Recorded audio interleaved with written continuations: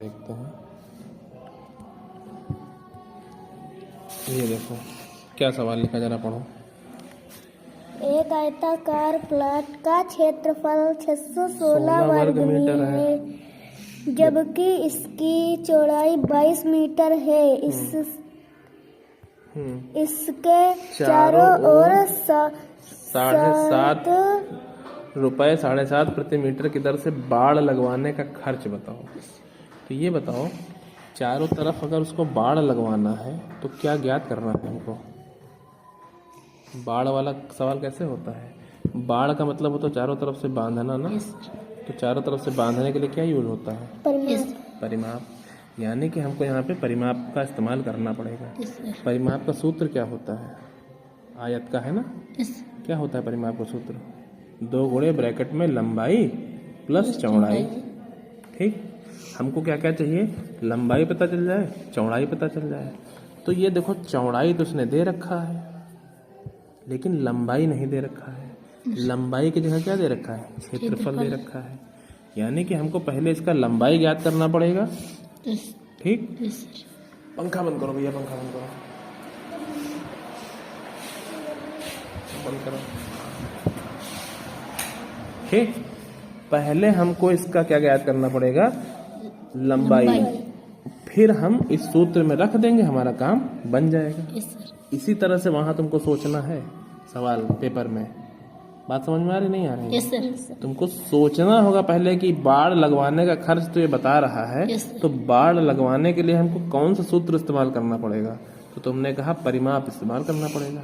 अब परिमाप का सूत्र होता क्या है? 2 गुणे ब्रैकेट में लंबाई प्लस चौड़ाई। ठीक, बात समझ में आ गई?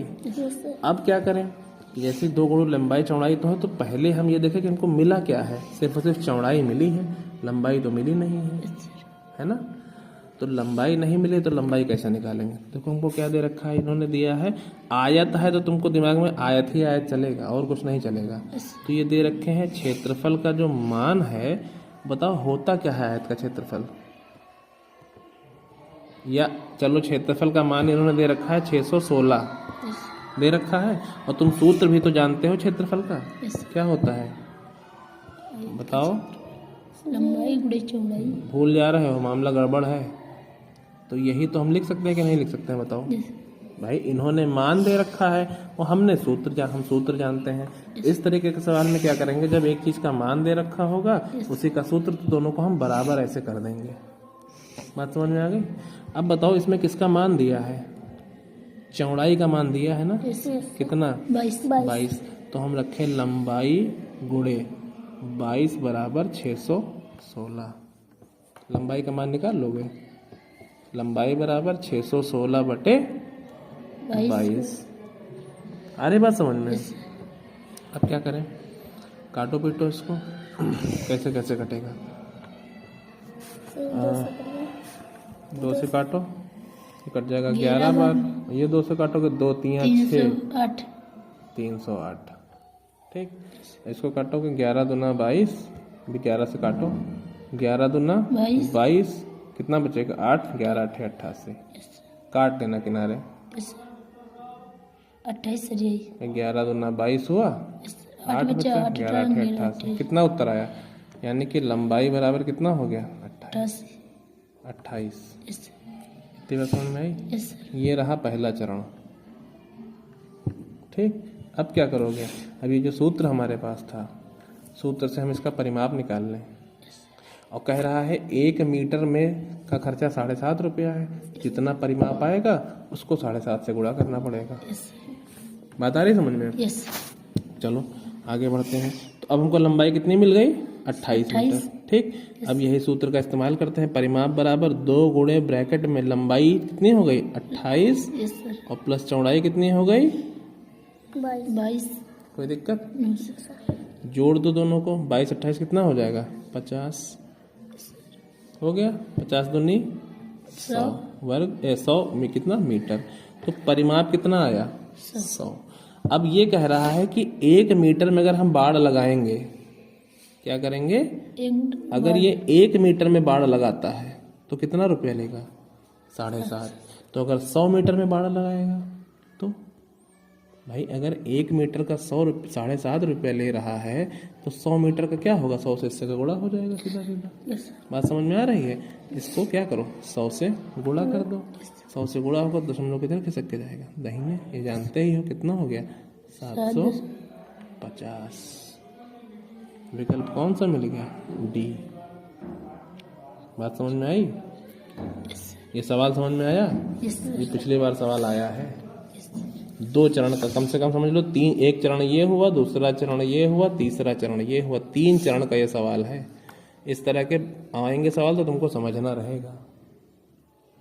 ठीक, पहले क्या किया, पहले हमने देखा कि हम यूज किस चीज का करेंगे, तो हमको पता चला बाड़ लगाना है तो परिमाप का सूत्र यूज होगा। परिमाप का सूत्र में होता क्या है, 2 गुणे ब्रैकेट में लंबाई प्लस चौड़ाई। लंबाई देखा तो नहीं दिया था, सिर्फ और सिर्फ क्या दिया था, चौड़ाई दिया था, है ना। तो चौड़ाई जैसे दिया था खाली, तो हमने क्या किया, सूत्र देखा, सवाल देखा तो यहाँ पे क्षेत्रफल दे दिया था, है ना। तो क्षेत्रफल बराबर हमने रखा, उसका सूत्र रखा, वहाँ से काट पीट करके हमने लंबाई निकाल ली।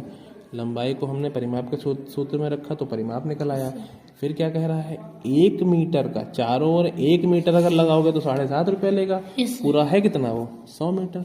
7.5 को 100 से कुछ और होता, 8.5 होता, 10 होता, 15 होता, कुछ होता, हम 100 से गुणा कर देते सीधा सीधा। ये बात समझ में आ गई? ये जाना, कॉपी पे सवाल उतारना, मेरी कॉपी पे, और लिख लेना। इस तरह के सवाल बार बार आ सकते हैं, ठीक है? कोई दिक्कत? आगे बढ़ते हैं।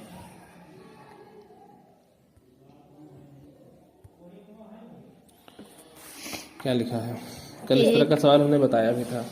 एक वर्ग का परिमाप उस आयत के परिमाप के समान है जिसकी लंबाई 17 मीटर तथा चौड़ाई 11 मीटर है।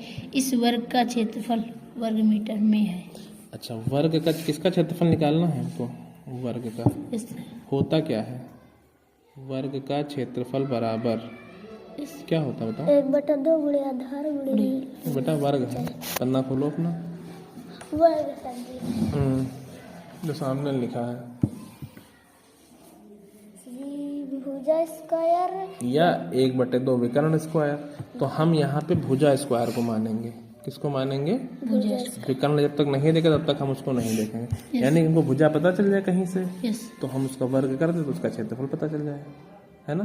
तो भुजा कैसे पता चलेगी, भुजा तो दिया नहीं है। दिया क्या है, आयत की लंबाई चौड़ाई दिया है, और कहा क्या है, लेकिन ये लाइन पढ़ो, वर्ग का परिमाप आयत के परिमाप के बराबर है। समझ रहे हो? चलो कर देते हैं, वर्ग का परिमाप आयत के परिमाप के बराबर। वर्ग का परिमाप बराबर आयत का परिमाप है ना। क्या कह रहा है, वर्ग का परिमाप बराबर आयत का परिमाप, यही तो कह रहा है प्रश्न। वर्ग का परिमाप होता क्या है, 4 गुणे भुजा, ये सब याद करो बेटा। आयत का परिमाप 2 गुणे ब्रैकेट में लंबाई प्लस चौड़ाई, अभी हमने बताया भी है सवाल तुमको ये वाला। बात समझ में आई? अब भुजा का मान तो पता नहीं, लेकिन किसका किसका मान पता है, लंबाई और चौड़ाई का मान पता है। लंबाई कितनी, 17, चौड़ाई कितनी, 11 रख दो यहाँ, 2 गुणे 17 प्लस 11, ठीक। और यहाँ 4 गुणे भुजा। बात समझ में आ रही है कि नहीं आ रही है? आ रही ना। अब हल करो इसको, तो क्या हो जाएगा, 2 गुणे 17 11 कितना जोड़ के हो जाएगा, 7 1 8 1 1 2 28 हो जाएगा। और यहाँ 4 गुणे भुजा, ठीक। भुजा का मान कैसे होगा, 4 को इधर भेज दे, क्या हो जाएगा, भुजा बराबर 2 गुणे 28/4, 4 7 28, कितना बचा भुजा बराबर, 7 दूना 14। क्या हो गया, भुजा हमको चाहिए क्या, भुजा चाहिए था क्या, क्षेत्रफल चाहिए था ना। क्षेत्रफल का सूत्र क्या था, ये देखो लाल वाला, भुजा का वर्ग। समझ पा रहे हो? एक चरण ये हुआ जो हम कर चुके हैं, दूसरा चरण जाना है। यहाँ साके सवाल कम से कम 2 बार लगाना कापी पे, 2 बार देखना, 2 बार लगाना। वर्ग का क्षेत्रफल होता क्या है, भुजा का वर्ग। भुजा कितनी आ गई, 14, 14 का वर्ग कितना होता है, 196, विकल्प नंबर ए। समझे? ऐसे मेहनत करनी पड़ेगी तब मामला कुछ बनेगा, काम चोरी करने से काम नहीं चलेगा। ठीक है, सवाल जाओ कम से कम 4 बार सवाल पढ़ो। ठीक है, इसको देखो कैसे कैसे हो सकता है इसी के जैसा कोई दूसरा सवाल वहां दे दे। समझ में आ रही बात? सूत्र तुमको नहीं याद रहेगा तो कैसे काम बनाओगे?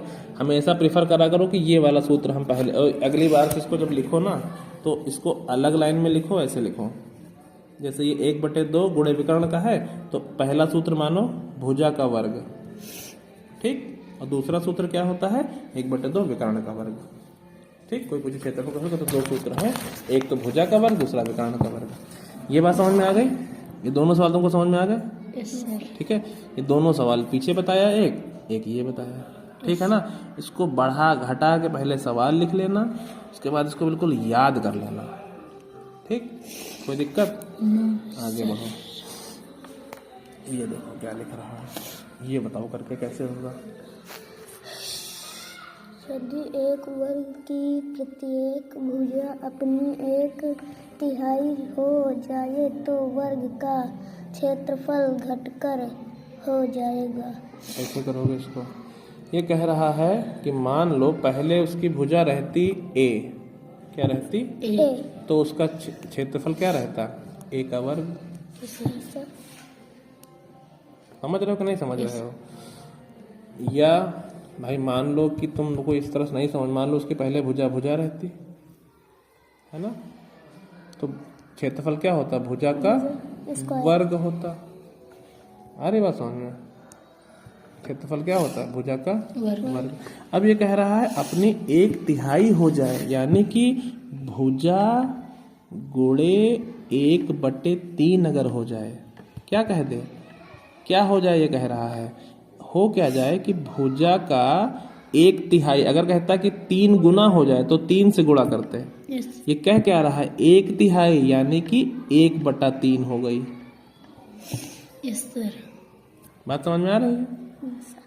भुजा कितनी हो गई है 1/3 हो गई है, तो अब उसका क्षेत्रफल क्या बन के जाएगा बताओ जरा भाई। रहेगा तो वही भुजा का वर्ग। अब भुजा का मान है कितना 1/3, भुजा गुणे 1/3। या तुम ऐसे मान लो कि मान लो जब भुजा हमारी a थी, क्या थी a, ठीक, हमारी भुजा जब a थी तो वो क्या आया था a का वर्ग आया था।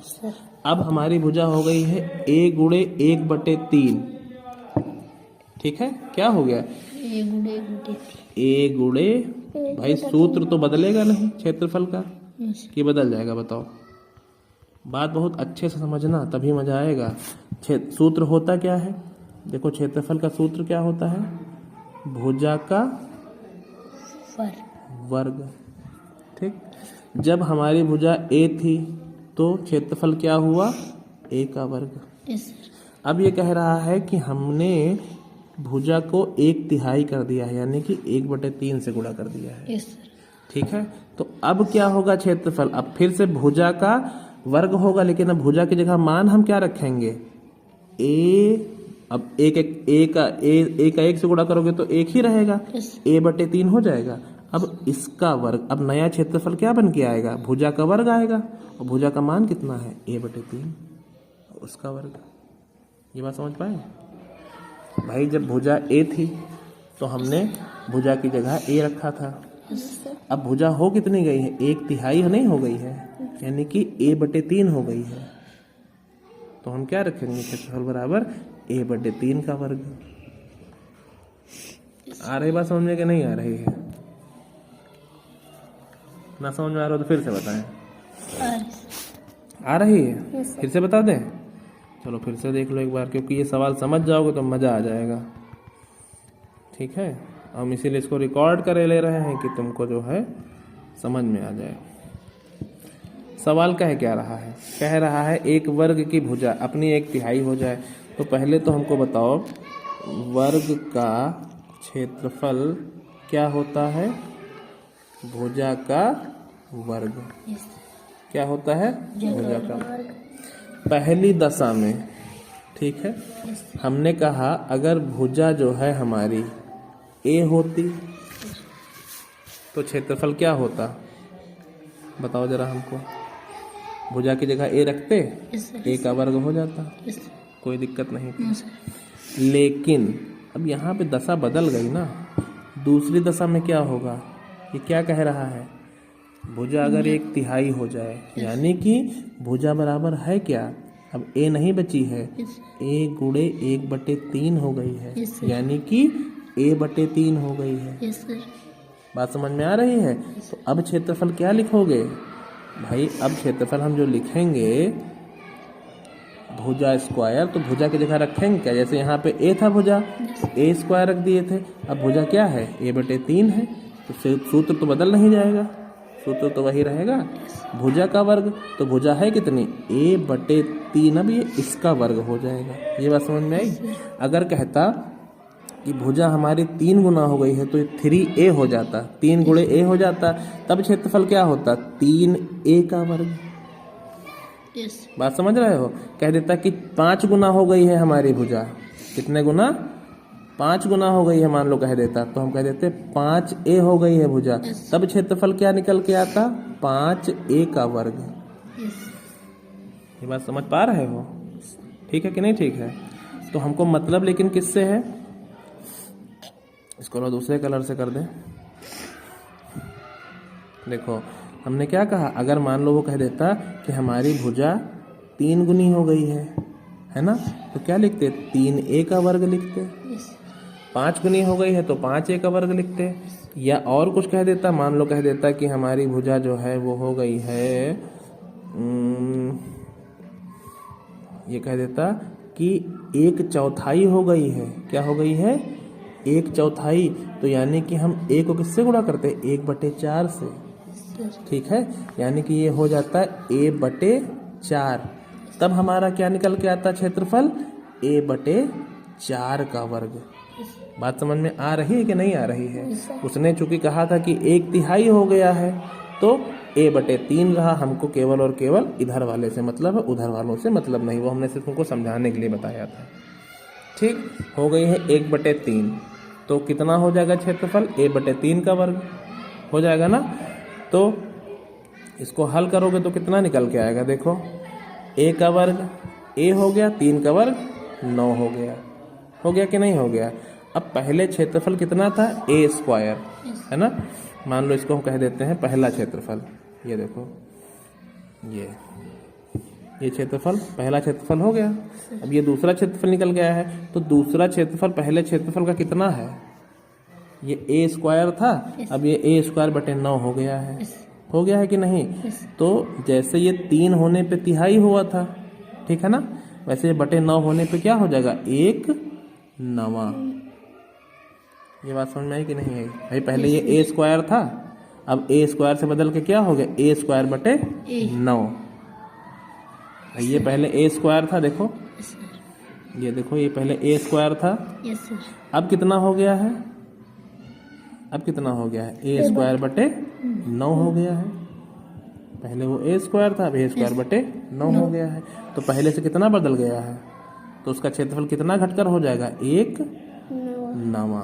1/9 है तो इसमें विकल्प मारोगे तो 1/7 नहीं माना जाएगा, 8वां नहीं, 1/3 नहीं, क्या 9वां।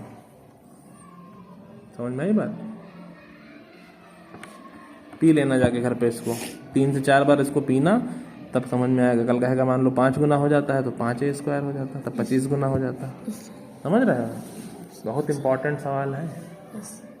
ठीक आ रहे हैं बात समझ में। यस चलो एक सवाल और देख लेते हैं, तुम्हारा काम पूरा हो जाएगा। ये हमने तुमको पढ़ाया भी है, ये मशीन एक नियम वाला सवाल। Yes, sir. क्या कह रहा है, एक मशीन 1 मिनट में 12 पृष्ठ छाप सकती है, तो 5760 पृष्ठों को छापने में कितना समय लगेगा। तो हमने क्या बताया था, जो 2 लोग होंगे उनको तुम इधर रख लोगे पहले, है ना। क्या लिखोगे, 12 पृष्ठ छापने में समय कितना लगता है उनको, 1 मिनट। यस सर, ठीक, तो 1 पृष्ठ छापने में कितना मिनट लगेगा, 1/12 मिनट। यस सर, तो कितने पृष्ठ छापने हैं, 1560, 5760, तो 100, ये इससे गुणा हो जाएगा कि नहीं हो जाएगा, और ये मिनट हो जाएगा। यस इसको हल कर लें हम, कुछ कठिन है इसमें, नो सर, कठिन है ये नहीं, लेकिन वहाँ कर नहीं पाते। काटो इसको, 12 चौक 48 यस सर। है ना। 48 कितना बचेगा 9, 12 अट्ठे 96, कितना हो गया 480 मिनट। अब देखो विकल्प क्या दे रखा है, घंटा दे रखा है ना। Yes sir. तो मिनट को घंटे में कैसे बदलते हैं पता है? अगर हमको कभी जीवन में मिनट को घंटे में बदलना हो, ठीक है, तो 1 मिनट बराबर 1 घंटे बराबर कितना मिनट होता है? 60। ठीक। तो 1 मिनट बराबर कितना हो जाएगा? 1/60 घंटा। यानी कि मिनट को अगर हमको घंटे में बनाना है तो उसको 60 से भाग कर दें। क्या कर दें? ये घंटा बन जाएगा। समझ में आ रही है बात? कितना हो जाएगा ये? काटो, 0 0 8 से 48, कितना उत्तर है? 8 घंटा। घंटा। विकल्प है देखो कहीं, यस सर। 8 घंटा, बी विकल्प। समझ पाए? जाके चारों सवाल पी लेना, ठीक, मतलब जिसको पीना कहते हैं, एकदम पी लेना, अच्छे से सवाल उतार के कॉपी पे लगा लेना। और परसों ये वाले सवाल बताएंगे, 2-4 सवाल और हैं जो पिछले बार आए थे। ये अभी सवाल लगवाना तो बहुत बचा ही है। और एक तरह के सवाल जो तुमने सीख लिया है वो अगर दोबारा आते हैं वो नहीं कर पाओगे तो समझ लो बहुत गलत बात है। ठीक, ये सारे सवाल तुम अच्छे से लगा लेना, समझ लेना। ठीक है, चलो फिर कल मिलते हैं।